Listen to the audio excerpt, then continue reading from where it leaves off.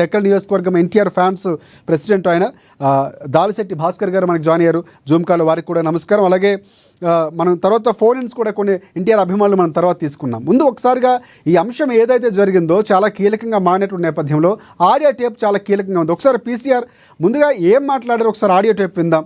So ఆడియోలో బీపులు ఉన్నటువంటి సందర్భాలు కనిపిస్తున్నాయి. ఎన్టీఆర్ తల్లిని టార్గెట్ చేసినటువంటి పరిస్థితి కనిపిస్తుంది. ఎన్టీఆర్ని నందమూరి ఫ్యామిలీని దూరం చేస్తున్నారా, లేకపోతే పార్టీకి దూరం చేస్తున్నారా, ఎందుకు ఆయన మాట్లాడాల్సి వచ్చినటువంటి వ్యాఖ్యలు వినిపిస్తారు. ఒకసారి ఆడియో ప్లే చేయండి. త్రివేణి అన్ని మొత్తం అన్ని థియేటర్లు పెట్టినారా ఫ్యాన్స్ మనల్ని మాట్లాడారా రాము వీళ్ళంతా ఓకే చేశారా? అప్పుడే వాళ్ళు అంటే మనం ఏంటైనా వాళ్ళే మాట్లాడుకున్నారు. మనం ఆ రోజు మాట్లాడేది అయితే వాడు ఇయ్యలేదు శాంతి థియేటర్ అంటే ఇయ్యలేదు. గలాట జరిగింది వాడితే ఈయనన్నట్టు ఇయ్యలేదు. ఇచ్చినారు ఇప్పుడు Triveni Gauri complex permission permission government ఇచ్చింది. అది పర్మిషన్ లేవు, పర్మిషన్ లేవు ఆపిస్తున్నా. ఎందుకు మనకి బాగానే మధ్యంగా వాడు జూనియర్ గానే ఆపిస్తున్నాడు. ఎందుకు కానీ మనకి నాకు అవసరమే కదా. అవసరమే లోకేష్ ఎట్లా పెట్టుకుంటారు మనమైతే దాంట్లో ఆ విషయంలో అయితే మనమైతే ఆపోజిట్ నువ్వు చెప్పినట్లు. ఎట్లా ఇప్పిస్తారో నువ్వు కార్ది? నేనెవరు వేయించాకనా స్టెరాయిడ్ వేస్తున్నారు సినిమాది. సరే ఏపీ ఇప్పుడు పర్మిషన్ లేదు కదా. కాదన్నా స్టెరాయిడ్ సినిమా వేస్తున్నారు, పర్మిషన్ లేదు కదా. ఎట్లా ఇప్పిస్తావు నువ్వు? నేనెవరు వేయించాక నాకు సంబంధం లేదు. సరే బుక్ చేపిస్తా చూడి. కానా మామూలుగా నేను సినిమాకి పోయేవాడిని. ఆడదు సినిమా ఆడదు. రైట్, ఆయన మాట్లాడుతూ సినిమా ఆడదు అని చెప్తున్నారు. అంటే ఇంత క్లియర్ కట్గా చెప్పారు. తర్వాత ఒక ఎక్స్ప్లెనేషన్ కూడా ఇచ్చారు. ఆ తర్వాత చూద్దాం ఒకసారి. మనం ముందుగా వైసీపీ అభిమాని దగ్గరికి వెళ్దాం. అసలు ఈ వ్యవహారంకి సంబంధించినటువంటి ఫ్యాన్స్ ఇప్పుడే ఆగ్రహం వ్యక్తం చేస్తున్నారు. కర్నూలు నుంచి తిరుపతి ఎక్కడ చూసుకున్నా ఒక వార్నింగ్ కూడా ఇచ్చారు. ఆయన బహిరంగ క్షమాపణలు చెప్పకపోతే పూర్తి స్థాయిలో ప్రపంచవ్యాప్తంగా ఉన్న ఎన్టీఆర్ ఫ్యాన్స్ ఒకసారి బయటకు వస్తాం, తడాకా చూపిస్తామని హెచ్చరించినటువంటి సందర్భాలు కూడా ఉన్నాయి. సో దీనికి సంబంధించి ఒకసారి మనం ఎవరైతే ఉన్నారో ఎన్టీఆర్ ఫ్యాన్స్ ప్రెసిడెంట్ టెక్కల్ నియోజకవర్గం సంబంధించి అంత ఒకసారి మాట్లాడదాం. దాలిశెట్టి భాస్కర్ గారు. భాస్కర్ గారు నమస్తే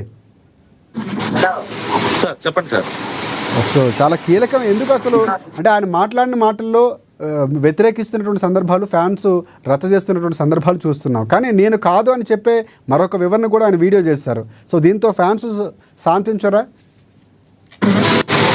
ఆయనకు అది సంబంధమే లేని విషయం సార్. అది అసలు రాజకీయ పరంగా తారక్ అనే వ్యక్తి జూనియర్ ఎన్టీఆర్ గారు ఏ రోజు కూడాను ఎవరిని విమర్శించిన పరిస్థితి అయితే లేదు. ఆయనకు పూర్తిగా సంబంధం లేని విషయంలో ఆయన ఇన్వాల్వ్ అయ్యి సినిమా ఆడనియో అంటే అది పూర్తిగా కక్షపూర్తిగా అంటే పైనుంచి ఆదేశాలు ఉన్నాయా లేదా అనే విషయం మనకు తెలియదండి.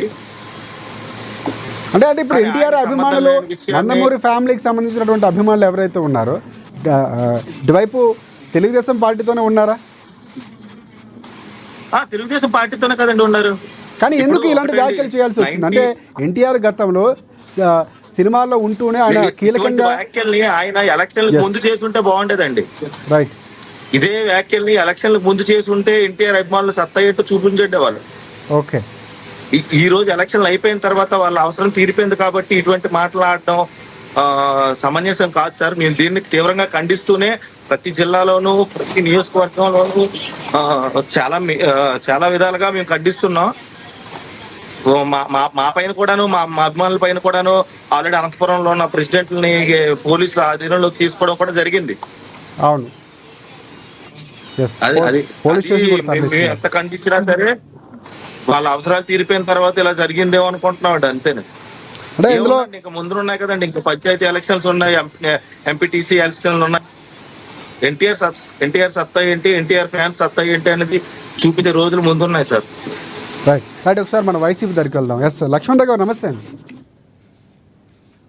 నమస్తే అండి రాజశేఖర్ గారు. నమస్తే. ఎస్ లక్ష్మణరావు గారు, చాలా కీలకంగా మారుతుంది. వైసీపీ కూడా ఎన్టీఆర్ని పార్టీకి దూరం చేసే ప్రయత్నమో లేకపోతే ఎన్టీఆర్దే ఆ పార్టీ అని గతంలో చాలా సందర్భాల్లో మాట్లాడారు.